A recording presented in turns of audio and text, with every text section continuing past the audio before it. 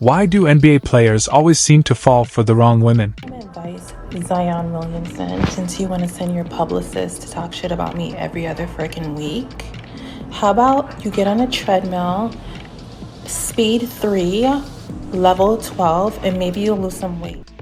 It's a pattern that's been repeating itself in the league since the very beginning. From rookies just entering the program to seasoned veterans with millions in the bank, too many players chase after the flashiest, most glamorous women they can find, and it always seems to end in disaster. This isn't just a Zion Williamson problem. It's been happening for decades. An example of something that you did at that younger age that you look back on now and say you just can't believe you spent the money doing that. I would say a lot of exotic cars, jewelry that I did. I had a car fetish when I was very young. I had 5 or 6 different cars, but I had the most expensive car.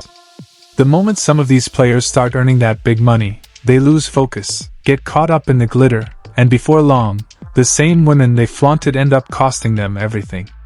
What starts off looking like a dream relationship often ends up burning them worse than your dad's overcooked Thanksgiving turkey. So let's talk about it.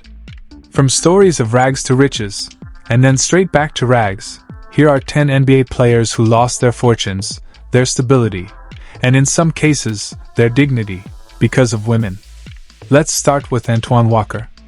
Antoine Walker was once worth over $108 million, but he lost every single penny.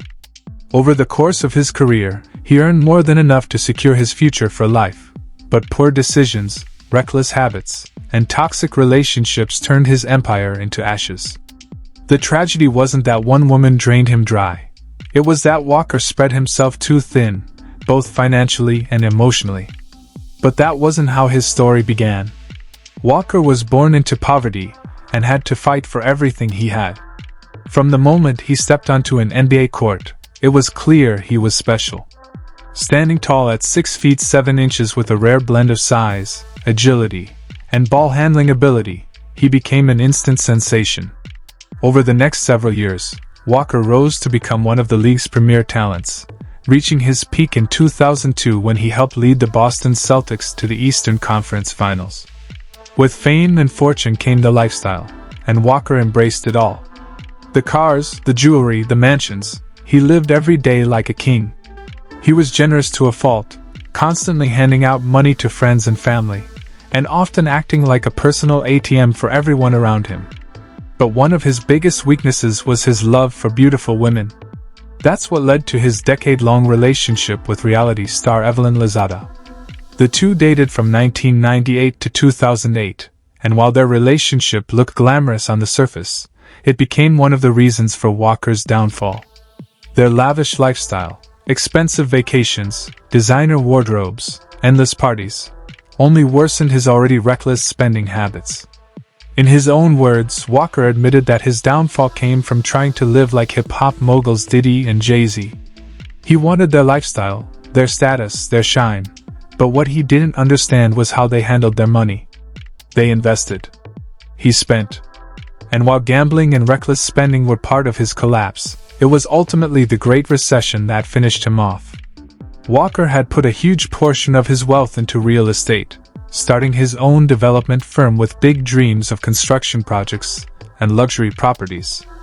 But when the financial crisis hit between 2007 and 2009, the banks came calling, and Walker couldn't pay. Out of desperation, he began selling off his assets piece by piece. In a heartbreaking moment, he even sold his Miami Heat championship ring for just $21,500 in 2012.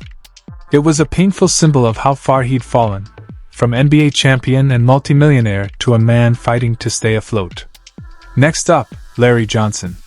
The man once known for his powerhouse style and charisma earned more than $60 million in his NBA career. But when all was said and done, he ended up broke, burdened by debt, and haunted by poor decisions. Johnson's story is one of talent, success, and self-destruction. He had 5 children with 4 different women, and those child support payments were crushing. But before the chaos, Larry Johnson was a prodigy. His rise began in high school, where he was a standout on the 1987 McDonald's All-American team, setting the stage for greatness. He then played college ball at Odessa College in Texas, where he completely dominated, averaging 22.3 points per game as a freshman and an incredible 29 points per game as a sophomore. His performance was so elite that he won the NJCAA Division I Player of the Year award twice in a row, something that had never been done before. In 1991, he was selected as the number 1 overall pick by the Charlotte Hornets, marking the start of an NBA career filled with promise. Johnson quickly became one of the league's most exciting players, strong, skilled, and full of personality. But as his fame grew, so did his spending habits. He lived big, lavish homes, luxury cars, custom jewelry, high-end clothes, non-stop parties. His life off the court became as flashy as his game on it. But that lifestyle came with a heavy cost. Supporting multiple households, paying out huge amounts in child support, and maintaining a celebrity image drained his bank accounts faster than he could replenish them. By 2015, Johnson was forced to file for bankruptcy, admitting that he owed more than $120,000 in unpaid child support. For a man who had once been at the top of the basketball world, it was a humbling and devastating fall. His story serves as a painful reminder that even with millions, bad financial decisions and personal chaos can destroy everything. And then there's Dennis Rodman. But in his case, it wasn't the women he slept with that did him in. It was the one he trusted and didn't. Before his life spiraled, Dennis Rodman was one of the hardest working, most unique players the NBA had ever seen. Born in Trenton, New Jersey, Rodman's rise was pure grit. After playing college ball at Southeastern Oklahoma State, he was drafted by the Detroit Pistons in the second round of the 1986 NBA draft. With the bad boy Pistons, Rodman became a defensive and rebounding machine, helping the team win back-to-back championships in 1989 and 1990. His dominance earned him fame, endorsements, and millions of dollars.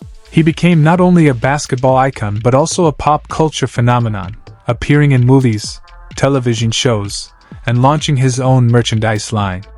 By the mid-90s, Dennis Rodman was one of the highest paid and most recognizable athletes in the world. But behind the fame was a massive betrayal. Rodman's downfall came thanks to Peggy Ann Fulford, a woman who claimed to be a Harvard-educated financial advisor. She promised to manage Rodman's finances, secure his wealth, and protect his future. Instead, she stole from him. Fulford manipulated Rodman and several other athletes, gaining full control of their accounts by obtaining power of attorney, and then using their money for her own luxury lifestyle.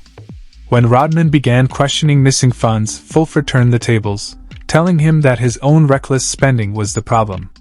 For years, she bled his accounts dry while maintaining an image of trust and professionalism.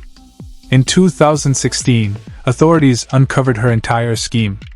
Fulford was arrested, charged, and later sentenced to 10 years in prison, ordered to pay restitution to her victims, including Dennis Rodman. And then we come to Eddie Curry, whose story might be the most tragic of all. His financial ruin was only part of it. The heartbreak he endured in his personal life was unimaginable. Eddie Curry had the potential to be a dominant big man. In 2001, he led his high school team to second place in the IHSA state playoffs, earning the title of Illinois Mr. Basketball.